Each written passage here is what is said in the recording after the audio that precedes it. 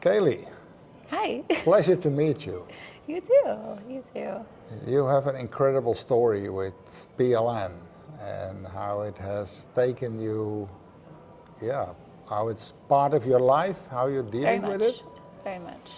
Can you tell us about how it started? Sure. So I was adopted from birth, and my adopted family had been very upfront about us being adopted, but they didn't know a lot about the biological family. I grew up playing sports. I have a twin brother. We both got adopted together, and we both were diagnosed with some sort of asthma.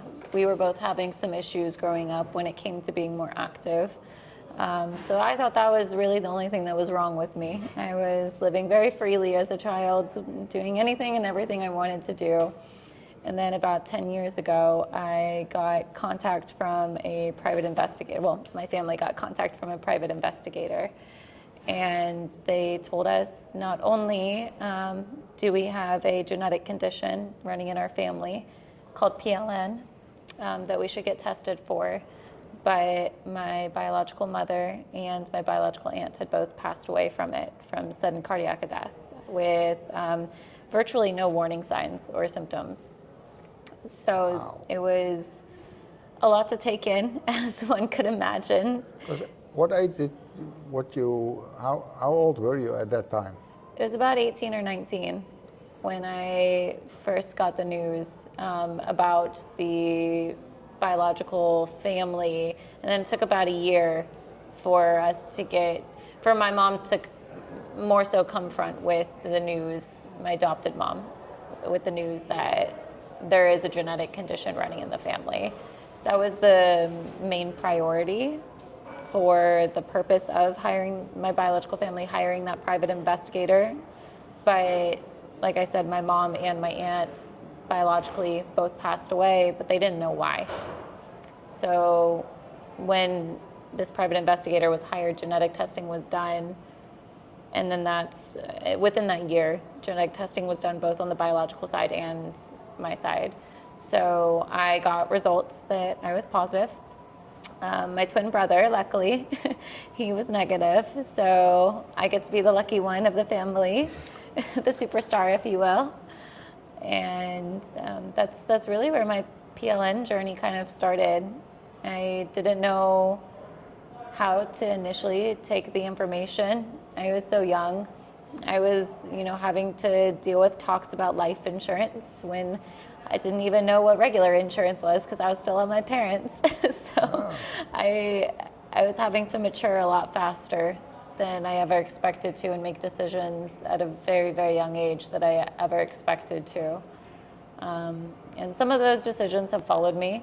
When I got the news, I think I could have gone two ways, of going the more positive route where I am now and more of the negative route of disassociating, pushing it away, just pretending I don't have it. And that was a lifestyle I lived for a couple years. But it quickly caught up to me that is not my purpose in life. And even though this news was a little bit earth-shattering, that's not what my biological mom would have wanted from this. And I'm sure that she would have moved mountains, just as all of us are, to try to find a cure if she had the opportunity to know about it and try to find a way to prevent it, so that even for me, for example, that I could have had the opportunity to meet her. Because all I have is, I have her heart condition, but I just have stories of her, so it would have been really nice to meet her. So that's my end goal right now, is not only finding a cure, but helping make sure that nobody else lives in the same circumstance that I'm in right now, or that families don't have to find out that it's too late after a loss has occurred, and live through not only that, but learning about PLN. And hopefully there's a lot more information out there very soon. But even for me, when I was looking into PLN, I had no information. There was not a lot to know about PLN. But the more that we strive, the more that we push to try to find a cure, the more that we can find out too and help spread that. But up to the moment the private investigator contacted your adoption family, you were not aware of your biological family. No, I had no idea about who they were. I knew I was adopted, but I didn't know anything about the family in general. So I have 4 other extended siblings, all fully Wow. biological. So you came out of a family of 6? Yes. Wow. I did not find out about them until after the private investigator contacted me.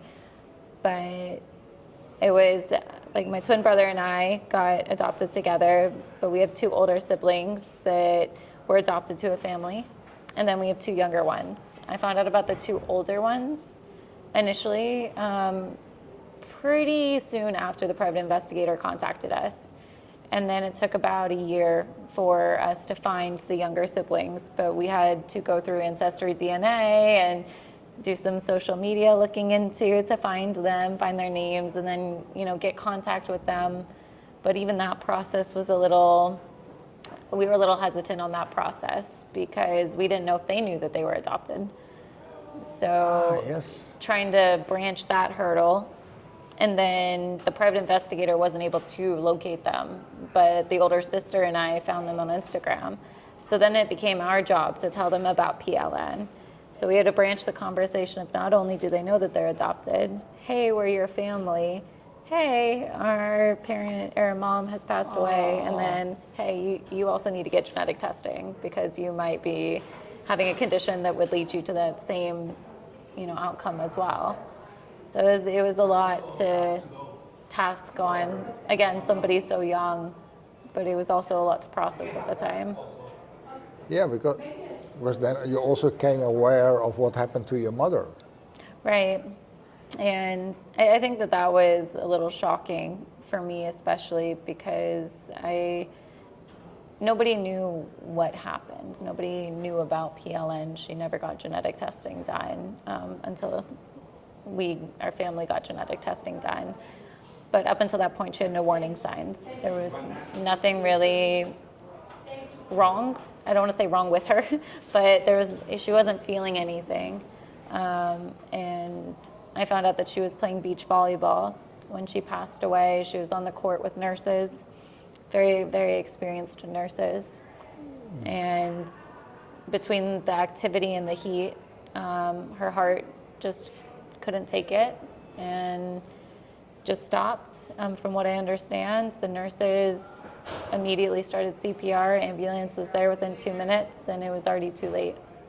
But at that point, I every day was playing sand volleyball for about 8 hours a day. Oh, wow. Every day. I went to work, and then I went and played sand volleybal until So it's in your genes. It is. I'm not tall enough to look like I play volleyball, but I did. And so then it became a decision of, okay, do I stop?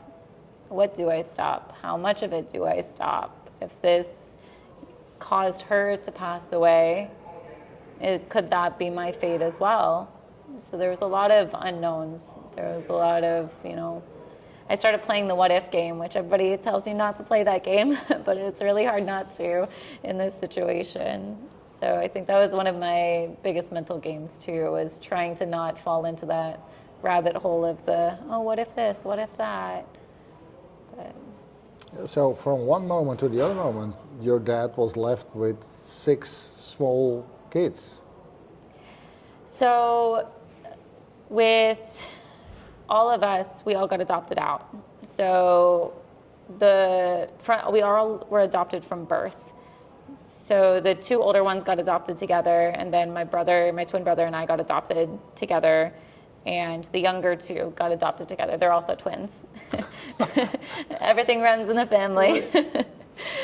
So we all obviously grew up in pairs, but when the biological mom had passed away, her and my biological father had already parted ways.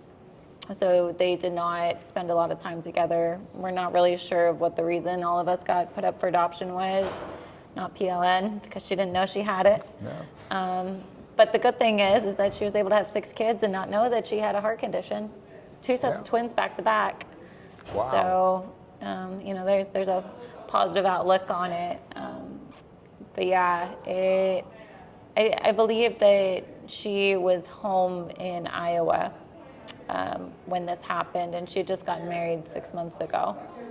She had just started a new job, doing interior design. She was also an artist on the side, but that was one of her main passions. And so she finally got a job in this field, and then 6 months later, it just was all taken from her. But then it was you and your sister to find the other kids and to convey the message to them. And we actually didn't know there was anybody else. So we thought it was only us 4. Me, the older sister, the older brother, and then my twin brother. We did ancestry DNA just to see maybe more biological roots, what we could figure out, who else was out there. Because obviously there's some family roots if there was somebody, you know, enough to hire a private investigator to find us. But because the adoption was still closed, nobody other than my mom knew about the twins, the younger twins. She had the kids. She had the younger twins in Phoenix, so she wasn't even home. They were not even aware that she had more kids. So there was a big shock, I think, for the entire biological family when we realized that, oh, yeah, those are our siblings too. So we were all kind of informed about PLN. My older sister was the first one to get testing, and then my twin brother and I got testing. Out of all 3 of us, both girls, so my sister and I are tested positive for PLN. And then, like I said, my twin brother is negative. The older brother is actually about to get tested. He has an appointment on Tuesday, so in a couple days to go get tested. So we'll see. He seems to be doing very well. He's married, has a 4th kid on the way. So he is definitely very active. They're very, very young kids too. So he's always on his toes. Never misses a beat. And with the younger twins, the brother has gotten tested. The sister has not gotten tested. And up until this point, it has been female dominant in our family. With my mom, my aunt who passed away, and then another aunt. That aunt is also positive, so all 3 of them are positive. And then that aunt has 2 daughters, one with and one without. And the one with also has kids, but she went through IVF, so she stopped the lineage there. And then with the siblings, again, it's the older sister and the older brother, and the older sister has it, but she just got married in June. So she's talking about kids, talking about IVF. There's a couple different things that she's looking into, but nothing for certain as of right now. And then the younger 2, Grant, the brother, has it. So he was the first male in our family that knowingly has it. So he was not expecting to, so he says that he's okay with the news, especially with how much we know about PLN in a sense right now. But I mean, just taking from an outsider's perspective, I could only imagine it being so female dominant and you just being like, yeah, like I'm not gonna have it, and then you get those positive results, you're like, oh, I do have it. And with how life-changing that was for me personally, you know, I could only imagine how, you know, they are in their situation too. We've been to a symposium, and we had the chance of explaining patient advocacy and explaining what we are all doing. How does that feel for you? I think that it's bringing back hope into a very dark tunnel and light into that very dark tunnel that has been dark for a little bit. When I first got the news, again, I didn't really know what to take from it. I know what the outcome could be and the possibilities are, just given family history. Looking more into it, obviously it's not something to play with. It's not something that you can just kind of brush under the rug and keep going. It's going to make itself known if you're showing symptoms for it. So I think that there was a lot that I had to take in, a lot of lifestyle choices that I needed to make, and things that I needed to change. But everything in the symposium was just really helpful, especially because I'm one who is really keen on gene and cell therapy. Just being in the medical fields, that's where I see a lot of my treatment going. Yeah. So to see that it could also help with my heart, it's definitely something to look into, and I hope that people really understand how much I appreciate all the work that they are doing, just from a patient perspective. And because hope isn't something that you can just hand over on a platter. That's something that truly has to come from within you. I've been all over the place with what I want to do as a career. I took culinary for a while, for about 5 years, because I wanted to do, my goal was to be a private chef on a yacht. If I could travel around the world and, be in as many places as I could at one time, that's what I wanted to do. And if it was around cooking, even better. But I also then found out about PLN, and I cannot be in the middle of the ocean and get medical care as easily as on land. So I had to make a really tough decision after going to culinary school for 5 years and switch paths. I was living in Austin at that time and working at a Texas school for the deaf. So I started my route in audiology. And then I met an audiologist who gave me some pointers that maybe this isn't the field for me. And I was like, okay. But she then directed me to speech therapy, which is where I am now. So I graduated from a school in Austin for speech language pathology, and I opened up a stroke clinic there. So I was working with adults, and then I started a Parkinson's support group. Okay. So those living with pretty severe cases of Parkinson's, and not only giving them partial counseling, but support that they need through communication. And then I moved to Florida, South Florida, just north of Miami. And I have been working in a hospital and with kids kind of all over the board. I was working at a school, but the school had a lot of stairs, and it got to the point where I was unable to walk up the stairs and down the stairs every 30 minutes to go get another kid. So I unfortunately had to stop that job, and I'm about to stop one of the other jobs. I need to pick and choose if it's going to be staying with the kids or staying with the adults. But just to ease the stress and overall load on my life as well, because everything is getting a little bit harder. I don't know why. So PLN is really hindering you in your life? It is. More so than I thought at my age that it would. Having to stop jobs, having to stop sports. And I have a very strong internal battle of when somebody tells me no, that I want to keep doing it anyway.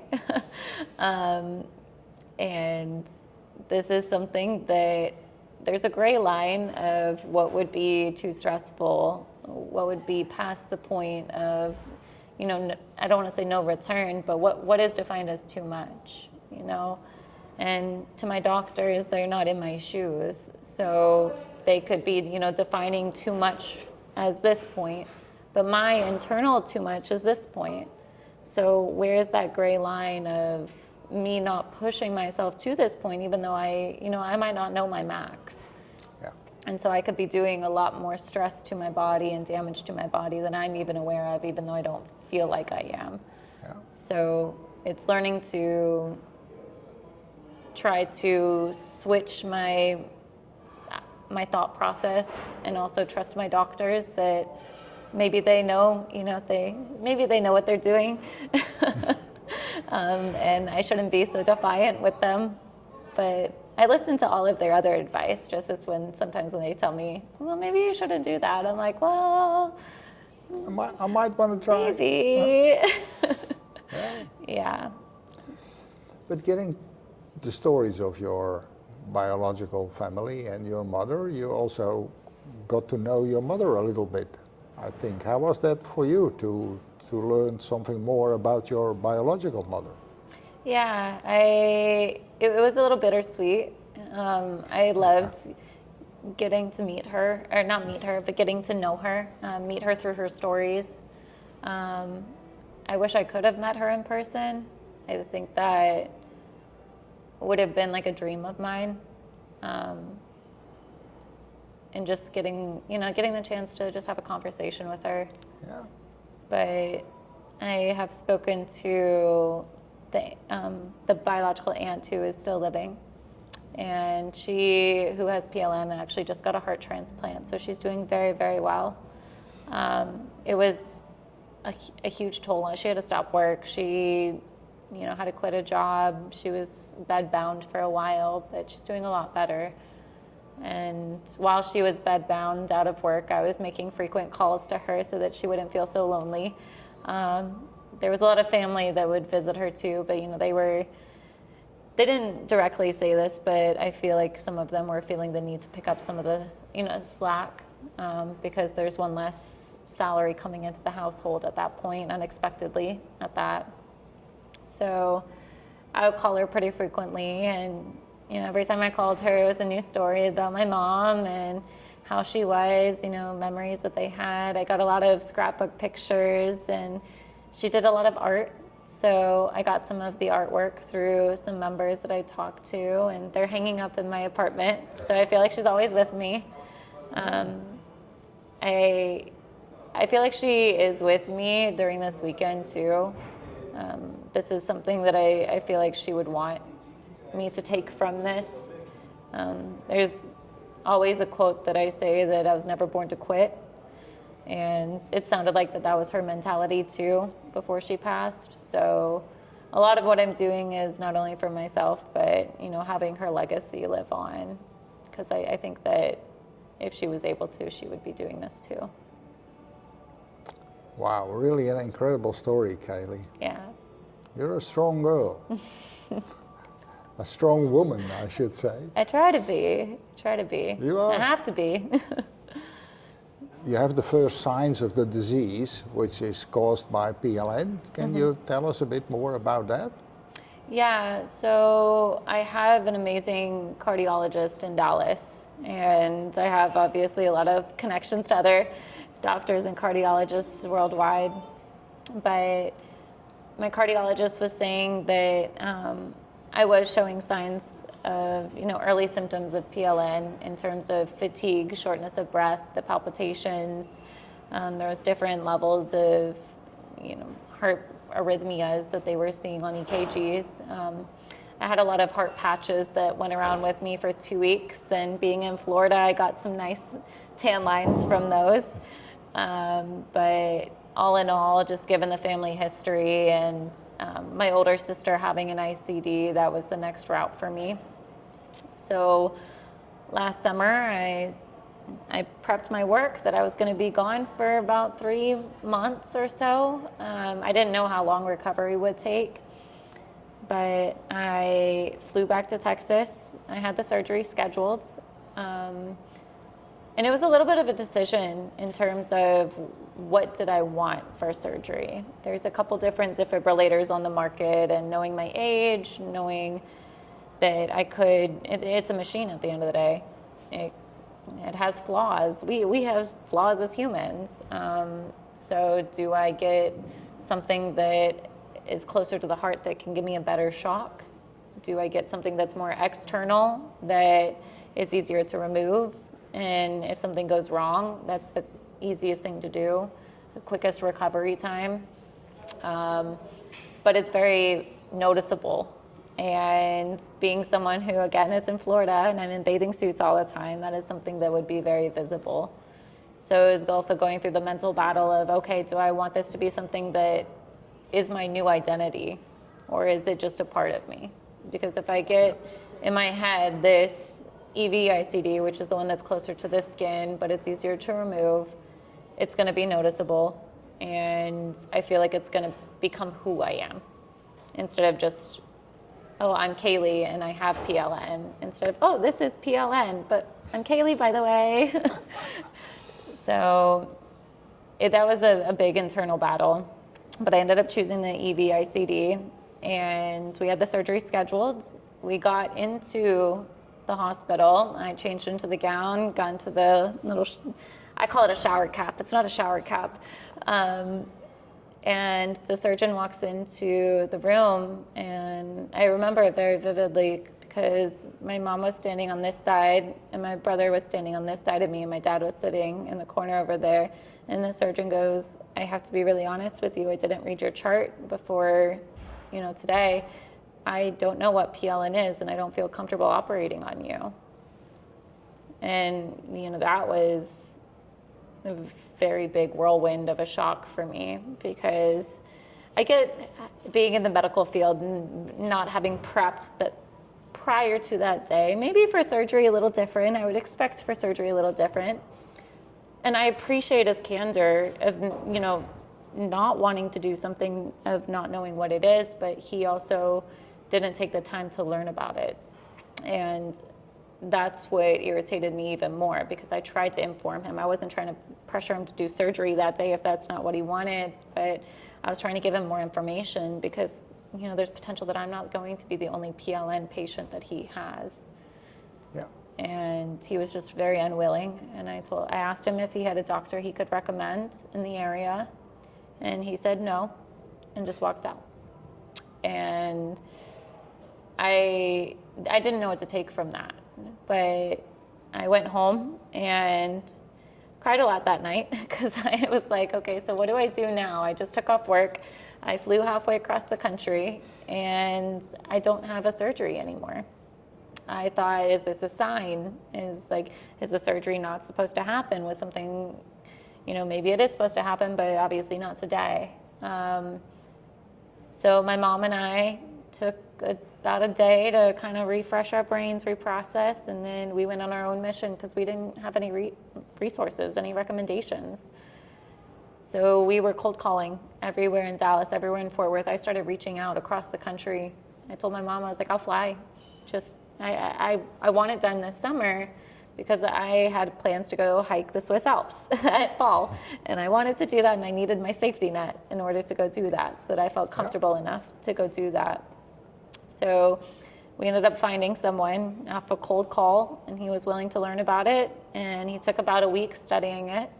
I had many conversations with him about what PLN is, and he said that he felt comfortable enough to do the surgery. So a week later, I ended up doing the surgery, and ironically, not only was that the same day that my sister got her ICD a year prior, which I had no idea, it was a year and a day after my aunt had got her heart transplant. And it was also the same day, on the exact day, that my biological mother passed away. Oh, wow. So there was a lot of significance, ironically, surrounding that day that I had no idea about until after surgery, when I called my biological aunt to tell her that it went well, because she was very worried about me. So I think that, it was all meant to be, all meant to happen that day. Clearly there's some significance around that day. But I do have it, and it is a safety net, but it doesn't erase the fear, not by any means. It's almost like a reminder of just how fragile life could be, and not to take it for granted, because again, at the end of the day, it's a machine. And I'm putting a lot of trust in this machine that whatever I'm doing, if something happens, it's going to save me. It safeguards you, yes. Yeah. Yeah. So you're in close contact with your aunt. I am. And it's your aunt who figured out, okay, now I understand why my both sisters died, and I need to warn the siblings of my sister. Yeah. And I'm very, very grateful for her and, you know, for all of the steps that she took. But I think it was also very concerning for her because her symptoms were progressing very quickly. I mean, to the point of where she's already gotten a heart transplant. And she saw the progression of my mom and my aunt. So, and my mom passed away in her 30s. It was her late 30s, but her 30s. And that wasn't something that she wanted to go unseen, unnoticed. She knew we were out there, and she was going to take any means she could to try to find us, to let us know. So now you have 2 families. I have 3 families. Also I part had of my the PLN family. family. Yes. You're absolutely right. I'll keep acquiring more. Yeah. Yeah, I am adopted, but I'm adopting other families with me. Everybody's joining me. Yeah. A warm welcome to our PLN family. Well, thank you. Thank you. No, I love you guys all so much. And thank you very much for sharing your incredible story with us. Oh, absolutely. Anytime.